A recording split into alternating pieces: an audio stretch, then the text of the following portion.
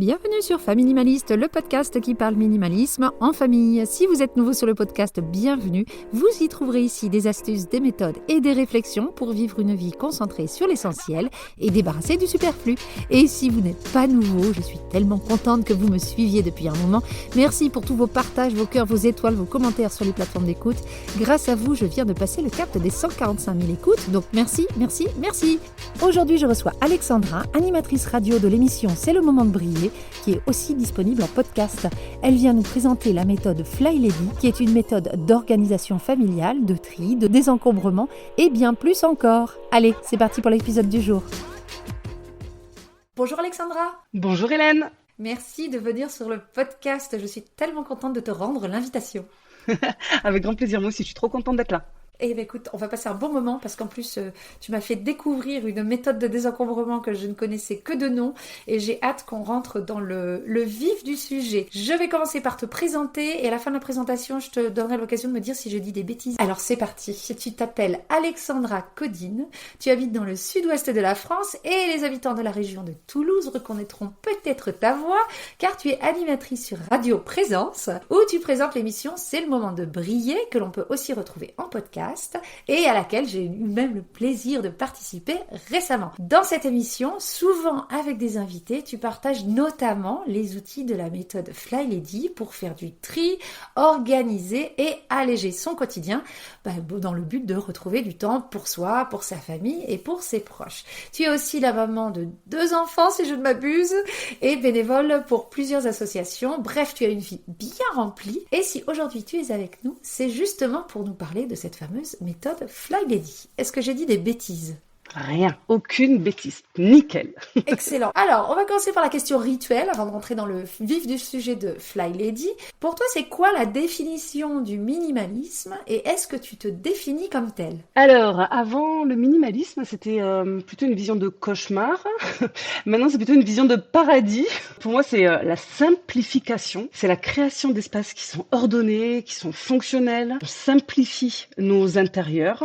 On a mené une action pour une dépense d'énergie raisonnée, autant dans le temps, l'espace, les finances, les ressources. Et à force d'écouter ton podcast, moi j'ai la certitude que c'est un mode de vie qui est carrément moins stressant, plus équilibré, plus respectueux des gens qui nous entourent et de notre planète. Si je me définis comme telle, alors au fond de moi, oui, ma tête et mon cœur sont minimalistes, mais alors vraiment beaucoup. Par contre, pas ma maison. J'ai plus avancé sur le minimalisme philosophique que matériel et du coup, je dirais que je suis en chemin, mais que ma route risque d'être un peu longue. Alors, rentrons dans le vif du sujet, la méthode Fly Lady. Mais c'est quoi, Alexandra ? Explique-nous tout. C'est une approche révolutionnaire de l'organisation du travail de la maison. C'est des outils et une philosophie aussi qui aident à désencombrer notre maison, nos intérieurs, en établissant des routines simples, très efficaces et qui nous permettent de garder un foyer propre et ordonné. Moi, ça a clairement réduit mon stress et ça m'a libéré du temps pour ce qui comptait vraiment dans ma vie. Ça m'a aidé à établir des routines. On parle beaucoup de rituels aujourd'hui, des rituels bien-être, des routines beauté, mais en fait, on n'a pas de mode d'emploi pour les mettre en place. Et la méthode Fly Lady, elle nous apprend à les mettre en place par petits pas. On s'en met une, puis 2, et en fait, à la fin, ça devient tellement un rituel, une routine, que c'est une évidence, et on réfléchit plus. On a posé le cerveau pour pouvoir faire nos routines et garder notre maison et notre vie en équilibre. Fly Lady, c'est une américaine qui s'appelle Marla Seeley, qui dit avoir reçu une brise divine qui lui a dit de partager des outils et une philosophie pour que d'autres personnes soient libérées. Et pourquoi le nom Fly Lady ? Parce qu'elle partageait ses conseils par une adresse mail, et Fly Lady, ça vient de sa passion pour la pêche à la mouche. Fly, c'est aussi mouche. Nous, les Fly Lady, on aime bien dire que Fly, c'est aussi les acronymes de Finally Loving Yourself. Finalement, s'aimer soi-même. Oui, parce qu'au-delà d'une méthode, il y a toute une communauté derrière. Ah, complètement. Une énorme communauté mondiale. En France, il y a Sophie Ponticelli qui a partagé la méthode dans une communauté. Aujourd'hui, on est 52 000 personnes à se sentir moins seules avec nos intérieurs encombrés, et on partage aussi à quel point les outils sont hyper efficaces. Alors, on viendra un petit peu sur les outils après. Mais toi, personnellement, dans ton petit chemin de vie, qu'est-ce qui t'a amené vers cette méthode-là ? La souffrance, madame. Non, je souffrais vraiment. J'ai eu, comme toi un jour un trop plein. Il y a eu le jour de trop. Moi, c'était un dimanche. J'avais mes petits qui étaient tout petits. Je n'avais plus de couches. Je mettais plus de 3 quarts d'heure à retrouver les clés de la voiture pour aller chercher en urgence des, des couches au supermarché parce qu'on n'avait pas du tout d'organisation de famille. Je crois que tous les deux, on comptait l'un sur l'autre. La fatigue, tout était mélangé en fait. Du coup, il y a eu le jour de trop. J'ai dit non, là, c'est plus possible. Il faut que je trouve une solution. J'en ai cherché des solutions et j'ai trouvé. Et voilà, c'est la vie qui a fait qu'à un moment, j'ai trop souffert. Il a vraiment fallu trouver une solution. Mais tu parles de ce dimanche soir de trop. T'avais déjà essayé d'autres choses avant ou pas? Il y a un dimanche de trop, c'est que c'est pas la première fois que t'as cette réflexion. Ouais, tout à fait. Ouais, j'en avais acheté plein des bouquins pour l'organisation. Il y en avait plein avec en plus la culpabilité de ne pas vraiment ni les lire, ni les mettre en pratique. Et puis j'avais beaucoup d'espoir aussi sur Marie Kondo. J'avais commencé à désencombrer mes armoires, mais je m'y retrouvais pas parce que c'était pas ce qu'il me fallait en fait, hein. La méthode Fly Lady, elle correspond à mes besoins réels et c'est vraiment les outils de cette méthode qui sont les plus utiles pour moi. T'en parles dans certains de tes épisodes, justement, tu fais référence à Marie Kondo parce que c'est une des méthodes qui est la plus connue, hein, clairement. Et j'aime beaucoup ton analyse. Non pas qu'elle soit pas valide, hein, c'est juste qu'elle est pas faite pour tout le monde et je pense vraiment pas pour les jeunes mamans. La méthode Marie Kondo, ça demande un vrai accompagnement, à mon sens. Je pense que tu me rejoins là-dessus. Si on a déjà la tête dans le fond du seau, je pense que c'est pas possible, Marie Kondo. Et là, la méthode Fly Lady, justement, est beaucoup plus faite pour les familles qui ont des temps, des temps de vie au quotidien très morcelés. Exactement. Pour moi, il y a plus de douceur en fait. C'est pas on prend tout d'un coup, on remue tout. Avec la méthode Fly Lady, vraiment, on travaille avec un minuteur. Je sais qu'on va parler des outils, mais il y a vraiment du coup un début et une fin. Alors bon, l'outil matériel principal, c'est le minuteur. Ça paraît complètement dingue, mais le minuteur, il permet un début et une fin. Et rien, jamais rien ne dure plus de 15 minutes dans la méthode de Fly Lady. Il y a vraiment une prise de conscience de combien de temps prennent les choses pour être faites. Et en fait, on est surprise ou surpris. Parce que finalement, vider son lave-vaisselle, on peut s'en faire tout un foin et ça ne prend pas 5 minutes. Et en plus, à force de rituels on se rend compte qu'on devient comme un sportif qui s'est entraîné. En fait, on fait les choses dans un certain sens, dans une certaine logique. Donc, la répétition grâce au minuteur, ça, c'est super. Pour moi, les outils vraiment aussi que j'aime beaucoup, c'est le sauvetage de pièces. Je reste focus et je me dis, pendant 5 minutes, toute seule ou en famille, on met le minuteur et on sauve la pièce principale. Donc et pendant 5 minutes, à fond,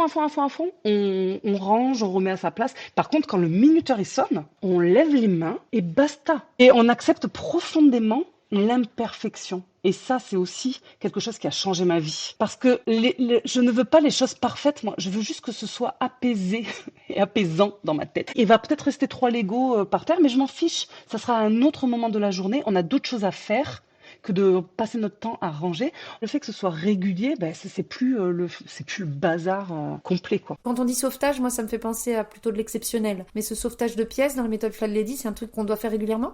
Alors déjà, c'est qu'un outil, on le met où on veut. J'aime bien le mettre le matin et le soir et comme ça, je sais que ma vie est équilibrée. Par contre, il existe un autre outil qui s'appelle le ménage de crise. C'est un outil, je l'ai partagé dans un épisode. Le ménage de crise, ça va être justement quand tu as un peu laissé ta maison aller et que tu vas recevoir ta belle famille ou tes amis. On va aussi utiliser le minuteur. Et on va utiliser le temps maximum, c'est-à-dire 15 minutes, mais on va le faire 3 fois 15. Par exemple, on va mettre le minuteur, 15 minutes, on va ranger la cuisine. Ensuite, on fait une pause, c'est-à-dire que quand le minuteur sonne, même si c'est pas parfait, on a compris, on apprécie déjà tout ce qu'on a fait en 15 minutes. Et on en a fait énormément en 15 minutes quand on est bien focus dessus. On prend le minuteur et on met 5 minutes de pause. Et vraiment, on va prendre le temps d'aller boire un verre d'eau, d'aller aux toilettes, de passer un coup de fil à une amie éventuellement. Et on repart sur 2 fois 15 minutes. Moi, j'aime bien faire en premier la cuisine, en deuxième le salon et en troisième, je vais aller faire vite fait un coup dans ma salle de bain, enfin surtout là où les invités sont potentiellement à même d'aller. Donc, je vais aller dans les toilettes, je vais aller dans la salle de bain et éventuellement dans une autre pièce ou dans l'entrée et que pendant 15 minutes. Et par contre, au bout de 3 fois 15, c'est physique, c'est gratifiant parce que vraiment, waouh, qu'est-ce qu'on en fait en 15 minutes, c'est incroyable. Quel est l'intérêt de faire 3 fois 15 et pas 45 d'un coup? Je t'ai donné 2 réponses en une. Pour moi, il y a le physique. On va s'épuiser, on va se faire du mal, on ne se respecte pas, on peut oublier de s'hydrater. Voilà. Pour moi, c'est pas bon de faire 45 minutes aussi intenses. Et en plus, si on a laissé sa maison un petit peu aller, c'est peut-être que on a un épuisement psychologique, on a une douleur physique, hein, donc on doit respecter son corps. Et après, pour moi, c'est la partie esprit. Le fait de rester focus sur une pièce et d'y aller petit à petit sur les deux autres pièces, c'est que ça va vraiment m'obliger à me concentrer et à ne pas m'éparpiller. J'ai raconté une fois dans un de mes épisodes, j'étais partie vraiment pour faire le ménage, mais donc je commençais par aller refaire le lit de mon fils. J'ai constaté que il était petit, il avait eu un accident nocturne. Je retire le drap, je l'emmène dans la machine. La machine n'avait pas été vidée, donc il faut qu'en plus je vide la machine. Et quand je veux aller la mettre à sécher, j'ai l'étendoir qui est plein. Et du coup, il faut d'abord que je vide l'étendoir pour pouvoir mettre la machine, pour pouvoir en relancer une autre. Entre-temps, j'ai marché sur un Playmobil. Et en fait, voilà, c'est l'éparpillement.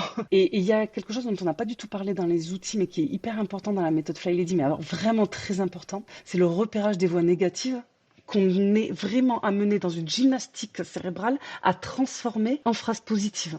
Par exemple, la phrase «je n'ai pas le temps». Moi, ça fait tellement longtemps que je pratique et que je le répète toutes les semaines à la radio, plutôt que dire «je n'ai pas le temps», c'est «j'ai 2 minutes». Et 2 minutes, c'est aussi un outil qu'on utilise dans la méthode de Fly Lady pour les hotspots. Alors les hotspots, c'est les points chauds. Ça va être l'îlot central, ça va être la table de la salle à manger, la table basse. Et on va se dire «allez, je lance le minuteur et pendant 2 minutes, je reste focus que sur cette table basse». Et en fait, à force d'entraînement, déjà, mes points chauds s'éteignent, il n'y a plus de feu, il n'y a plus d'incendie. Et en plus, j'ai transformé mon «je n'ai pas le temps» en «j'ai 2 minutes». Et ça change tout. Ça change toute la vie. J'aime bien, je pense que je vais essayer ça.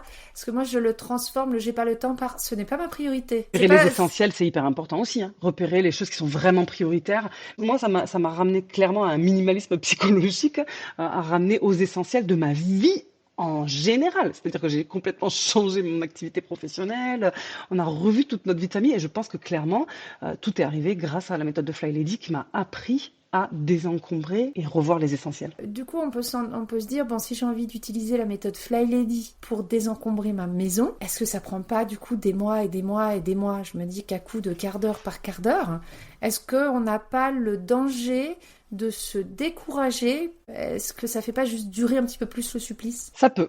Je vais pas dire le contraire, mais ça dépend en fait ce qu'on attend.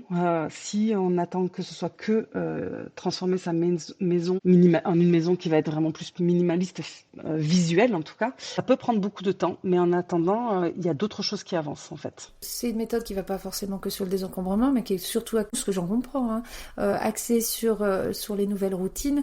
Et une routine, ça met pas juste 1 mois et demi à se mettre en place, quoi. Est-ce qu'il y a d'autres outils que t'aimes bien dans ton best-of? Ma maison, je l'ai découpée en 5 zones. La zone 1, c'est l'entrée. La zone 2, c'est cuisine. La zone 3, ça va être la chambre des enfants. La zone 4, ma chambre. Et la zone 5, le salon. Je vous invite à aller écouter l'épisode sur les zones. Et toutes les semaines, j'ai une attention plus particulière sur une zone. Et quand je suis dans une période de désencombrement, eh bien, je peux utiliser le rendez-vous tous les lundis, tous les mercredis, tous les vendredis, par exemple. Je vais donner rendez-vous et je vais me dire que pendant 15 minutes, je vais désencombrer la zone cuisine. Et je vais mettre 3 caisses, une à jeter, une à donner et une à ranger. Dans le à donner, certains vont dire à vendre, mais clairement, moi, je dis donner. Voilà, on va pas dépenser l'énergie, c'est pas rien de dépenser de l'énergie à le mettre sur les réseaux et tout quanti. Donc moi, je dis à jeter, à donner, à ranger. Et par contre, quand c'est à jeter à la fin des 15 minutes, je prends ma poche et je vais la jeter direct, parce que sinon, je risque d'y remettre le nez dedans. À ranger, ça sera à un autre moment. C'est une caisse où je prendrai à un moment 10 minutes pour aller ranger dans les autres pièces. Et à donner, je vais directement le mettre dans ma voiture et j'ai un jour spécifique pour le don. J'aime bien l'idée de la maison par zone, effectivement. Je pense tout de suite à comment je pourrais faire la maison. C'est un peu ce qu'on fait, nous, mais juste pour le ménage. On a chacun une pièce et pendant 1 mois, chacun fait le ménage de cette pièce-là 1 fois par semaine. Et tous les mois, on change. Alors, c'est pas que je veux ramener à suivre absolument la méthode de Fly Lady, mais j'invite vraiment les personnes qui voudraient découvrir la méthode de Fly Lady à la suivre vraiment petit à petit dans un certain ordre, parce que se dire, je vais prendre des outils par-ci, par-là. Ce que j'ai fait moi-même. Ne dites pas que la méthode Fly Lady ne marche pas chez vous, si juste parce que vous avez pris un outil à droite, à gauche, ça a fonctionné, mais pas longtemps.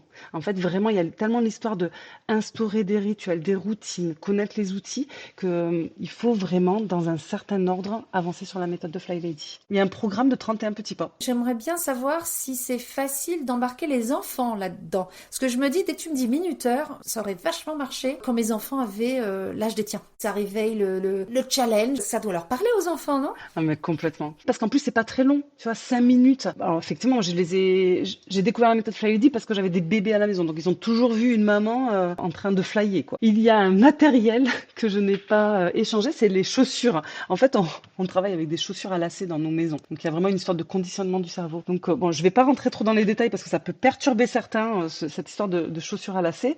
Mais moi, les enfants, ils voient bien que dès que je mets mes chaussures à lacets, hop, c'est que je vais passer à l'action. Et il y a une énergie qui se met en place. Et en plus, les enfants, à force de voir leurs parents faire d'une certaine manière, ben, ça va aussi rentrer dans leurs habitudes. Et les enfants, en fait, ils ont besoin de routine, ils ont besoin de cadre pour se rassurer. C'est vraiment aussi, c'est être bienveillante envers eux que de leur amener un foyer ordonné, tout en acceptant de temps en temps le bazar profond. Et eux, ils aiment bien ranger leur chambre avec le minuteur, ça c'est sûr. En plus, il y a une application avec une petite souris qui mange des fromages. Ils adorent voir la petite souris avancer et ça les challenge. Eh ben, en plus, maman fait de la radio, maman parle de Fly Lady à la radio, donc ils savent très bien tout ça et ils ont l'habitude de voir que je fais ma routine linge matin et soir. Ils savent que le samedi c'est clairement le jour dédié à l'amusement en famille. Ils savent que le dimanche c'est le renouvellement spirituel et même s'ils sont pas obligés de participer à tout ça, ils voient bien que moi c'est un temps que je consacre au renouvellement spirituel. Ils savent que le jeudi c'est le jour des courses parce que s'ils ont mangé plus que de raison leurs céréales, et ben ils savent qu'ils vont attendre un jour parce que je ne vais pas aller faire les courses le mercredi, c'est hors de question, c'est le jeudi, c'est dans mon jour de déplacement. Voilà, donc ils savent qu'il y a des jours comme ça consacrés à certaines choses, il y a des moments pour tout et par contre, ils savent aussi que il y a des moments pour le travail de la maison et il y a quand le travail est fini, on passe à que l'amusement quoi.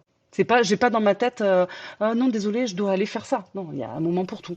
Tu sais que tu vas retomber sur tes pattes, donc ça t'aide aussi peut-être à profiter un petit peu mieux du moment présent avec tes enfants, quoi. Et c'est là que je pense que clairement ma charge mentale a totalement disparu. Parce que chaque chose a un moment, chaque travail a un moment bien déterminé. T'es justement pas en ménage de crise tout le temps, hein, t'es en prévention. Et c'est important pour moi qu'on parle toujours des enfants, parce que quand on entend parler de beaucoup de méthodes, alors on est un parfait exemple, toi et moi, on est deux femmes qui parlons d'organisation de la maison, qui parlons de tri de la maison. Ça ne manquera à personne que la plupart des ouvrages que tout le monde achète, ça reste écrit par des femmes, ça reste lu par des femmes. Mon podcast est écouté à 80% par des femmes, mais ça veut pas dire que parce que nous on fait rentrer ces méthodes-là et ces choses-là dans nos foyers, que on doit le faire toute seule. Ça veut pas dire que si moi je me lance dans la méthode Fly Lady, c'est que moi qui dois le faire. On est bien d'accord. Alors c'est sûr que le mot Fly Lady pose problème parce qu'on a clairement l'impression que ce n'est que pour les femmes. Mais alors moi je te donne mon exemple. Clairement, tout le temps que j'ai retrouvé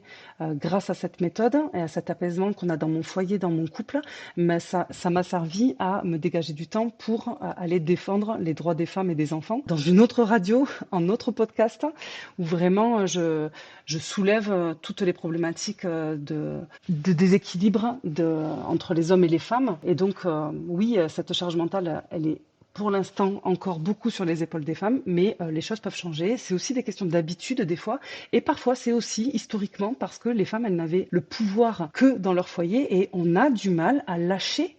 Même si on ne veut pas se l'avouer, on est certaines femmes à avoir du mal à lâcher parce qu'on pense que l'autre ne va pas faire correctement. Eh bien si, en fait, acceptons que même l'autre fait peut-être pas comme nous on aurait voulu, mais s'il le fait, c'est déjà bien. Et si on le réfrène dans ses actions, bah forcément, il va plus, ils peuvent ne plus avoir envie de participer autant. Je suis assez partagée là-dessus, on a du mal à lâcher. Je pense que d'un certain point de vue, tu as raison, il y a des gens qui ont mal à lâcher, mais je pense que des fois on se cache derrière parce qu'en fait on a peur que si on lâche, il y a personne qui rattrape. Je pense que dans le discours public, on va dire, ça arrange beaucoup d'hommes d'entendre que les femmes ont du mal à lâcher. Parce que c'est quelque chose qu'on peut retourner contre nous assez facilement en disant « Mais moi, j'aimerais bien en faire plus, mais ma femme, elle me laisse pas prendre ma place. » C'est ce que je veux dire ? Je l'entends complètement et parfois, je t'avoue qu'avec un cycle menstruel fluctuant, hormonalement, je peux avoir aussi cette vision des choses, mais elle ne m'apporte pas du bon. Et du coup, je préfère me concentrer sur qu'est-ce qui me fait du bien. Et finalement, moi, ce qui me fait du bien, c'est d'avoir mes routines et c'est d'avoir une maison qui est dans un certain ordre, dans une certaine épurée. Et donc, si je dois être dans l'action plus que quelqu'un d'autre, ben, qu'importe en fait. Je me dis, ben, je le fais vraiment pour moi. Et c'est très bizarre et ça peut être un peu vu comme rétrograde. mais la vérité, c'est que j'aime m'occuper de mon foyer. Donc, je le fais vraiment en me réfléchissant à qu'est-ce qui est bon pour moi. Moi, je pense qu'on a tous des seuils de tolérance un petit peu différents. Voilà, il y a des choses que tu fais, il y a des choses que je fais. Je trouve que c'est important quand on importe des outils chez nous de pouvoir les partager, même si les gens vont pas forcément participer, au moins qu'ils nous mettent pas des bâtons dans les roues, au moins qu'ils comprennent. Voilà, t'as pas envie de faire le ménage de crise avec moi, très bien, mais à ce moment-là, est-ce que tu peux t'occuper des enfants pour que je les ai pas dans les pattes les 2 minutes où je le fais, tu vois? C'est important pour moi que toute la famille prenne sa part. Tout à fait. Et je trouve que le fait d'avoir un peu compartimenté dans ma tête les choses qui sont à faire, avoir identifié ce qui me fait du bien et ce qui me gêne dans mes actions, ça permet effectivement de bien répartir ce qu'il y a à faire. Cette méthode, à qui elle s'adresse? Je pense que j'ai déjà parlé un petit peu de toutes les personnes qui pourraient souffrir de la charge mentale domestique ou des personnes qui ont tendance à se noyer à la maison avec la tendance à s'éparpiller comme j'ai pu l'être. Mais les retours de mes auditeurs, ils sont assez variés. Je peux avoir autant des jeunes étudiants que des personnes beaucoup plus âgées qui n'ont jamais appris à organiser le travail de la maison. Peut-être à toutes les personnes qui n'ont pas de mode d'emploi, qui ne savent pas par où commencer. C'est une personne cible, la personne qui ne sait pas par où commencer. Comment créer une routine chez soi pour vraiment pouvoir gérer son quotidien de manière quasi automatique, quoi. Ouais, et j'ai beaucoup de retours aussi de personnes qui souffrent de l'attention. Des personnes qui disent j'ai été TDAH grâce à Fly Lady, ça me permet vraiment de rester focus sur un temps tellement court que c'est parfait pour mon trouble de l'attention. Ça, c'est de plus, il y a aussi cette explosion du numérique, de nos smartphones. Et en fait, il y a aussi la récompense par le téléphone portable. On se dit, bon, allez, je range la cuisine pendant 15 minutes et ensuite je mets le minuteur et pendant 5, 7 minutes, je me récompense en allant sur les réseaux sociaux. Et quand le minuteur sonne, ça me réveille de ces écrans. Ça peut être le plaisir récompense. Moi, je me dis qu'il y a même un autre public cible. C'est quand même pas mal d'avoir une méthode qui te permet d'organiser ton quotidien pour ensuite pouvoir la transmettre à tes enfants, quoi. Ah mais alors complètement, moi je pense vraiment que on devrait mettre ça dans le programme scolaire. Mais vraiment, qui nous apprend à gérer notre maison? Ma mère, elle me disait fais des études, je ne veux pas que tu t'occupes du ménage, je m'en occupe, va faire des études. Ah oui, j'ai fait des études, hein, mais à la fin je savais pas faire à manger. Puis il y a faire à manger, mais il y a surtout comment on planifie les courses, comment on fait un menu qui est équilibré, comment on fait pour que le menu il rentre dans le budget de la famille. C'est encore autre chose, quoi. Et d'ailleurs, l'épisode que j'ai fait récemment avec une diététicienne nutritionniste, mais il a explosé. S'organiser pour mieux manger, c'était vraiment, c'est un manque. Les gens ne savent pas s'organiser pour mieux manger. En plus, elle pratique la méthode de Fly Lady, donc elle a pu témoigner à quel point la méthode de Fly Lady aidait énormément pour mieux manger, de savoir s'organiser. Et donc, si on veut tester cette méthode, on commence par où? On commence par quoi? On commence par écouter mes podcasts. Hein. C'est le moment de briller. Hein. C'est pas que le moment de faire briller la vaisselle. Il faut aussi que chacun de nous, on brille dans cette société. Mais vraiment, moi, je conseille le programme des 31 petits pas. Alors, les 31 petits pas, c'est Marla Sillet qui l'a créé. On le retrouve sur le site de Sophie Ponticelli, par exemple, www.bonenvol.fr. Par contre, ils sont un petit peu perturbants. Par exemple, le premier petit pas, c'est le gimmick final de mon émission, c'est de faire briller son évier tous les soirs. Alors pour certains, pour les organiser des sens, c'est naturel de faire sa vaisselle et d'avoir un évier calme, c'est-à-dire un évier où il n'y a plus rien dessus. Ça peut pour certains être une évidence et pour moi, ça ne l'était pas du tout. Et ça, c'est vraiment le rituel par excellence de base. Parce que comme ça, dès le matin, je suis déjà dans une dynamique totalement différente. Et voilà, et le deuxième petit pas, ça va être de s'habiller de la tête aux pieds dès le réveil. C'est-à-dire que très très vite, on se met en beauté, nous, mais pas forcément pour aller en boîte de nuit, mais prendre soin de soi. Ça, c'est le deuxième petit pas. Voilà, le troisième petit pas, ça va être d'explorer la méthode Fly Lady. Donc, aller sur Internet, écouter mes podcasts, aller sur le site de Sophie Ponticelli. Et voilà, il y en a plusieurs, très terre à terre. Parfois, c'est mettez un post-it sur votre évier pour vous rappeler de faire briller votre évier tous les soirs. Ou mettez un post-it sur votre miroir pour vous rappeler de prendre soin de vous dès le matin. Donc, c'est très, très terre à terre. Et puis ce qui est très bien, c'est que tes podcasts, en tout cas sur ton podcast C'est le moment de briller, ils durent environ 12 minutes, donc on n'est pas à 15 mais quasiment, et on peut même les utiliser comme manière de se chronométrer quand on a envie de mettre un coup de clean dans la maison, quoi. Le temps passe mieux quand on a quelqu'un qui nous parle dans les oreilles, et puis ça nous fait réfléchir sur ce qu'on est en train de faire. Donc voilà, merci pour toutes ces ressources. Je mettrai tous les liens bien entendu dans la description de l'épisode, comme ça on pourrait s'y retrouver. Si les gens ont envie de te contacter, te poser des questions, c'est possible, c'est où? Tout à fait, évierquibrille@gmail.com. Eh ben voilà, j'adore cette adresse. Merci beaucoup Alexandra, ça a été un vrai plaisir de t'avoir, je pense qu'on pourrait parler encore 4 heures. Je suis d'accord. Tu as tellement aussi à m'apporter. Je pense que je serai obligée de t'inviter et on pourra peut-être parler de la méthode encore un peu plus en détail ou de détailler certains outils, certaines approches ou certaines philosophies derrière ça de manière un petit peu plus approfondie. Donc voilà, merci beaucoup Alexandra. Merci Hélène. Et voilà pour l'épisode du jour, j'espère qu'il vous aura plu. Si vous voulez rentrer en contact avec Alexandra, j'ai tout mis en description. Si le podcast vous plaît et qu'il vous apporte quelque chose dans votre vie, merci de m'aider à le faire connaître au plus grand nombre. Et pour faire ça, rien de plus simple, il faut me laisser des cœurs, des étoiles, des commentaires et surtout s'abonner sur votre plateforme d'écoute. Plus j'aurai d'écoute, plus je pourrai vous faire découvrir des intervenants de qualité comme Alexandra. Et si vous voulez me soutenir de manière encore plus directe, vous pouvez faire un don sur la plateforme Ko-fi dès 3 €, le lien est en description. Grâce à vos dons, je peux bientôt espérer couvrir les coûts de production du podcast, on n'y est pas encore, mais sachez que chaque don me rapproche un petit peu plus près du but à chaque fois, alors merci pour votre grande générosité. Je vous dis à très bientôt, et en attendant, n'oubliez pas, vivre avec moins, c'est vivre avec mieux.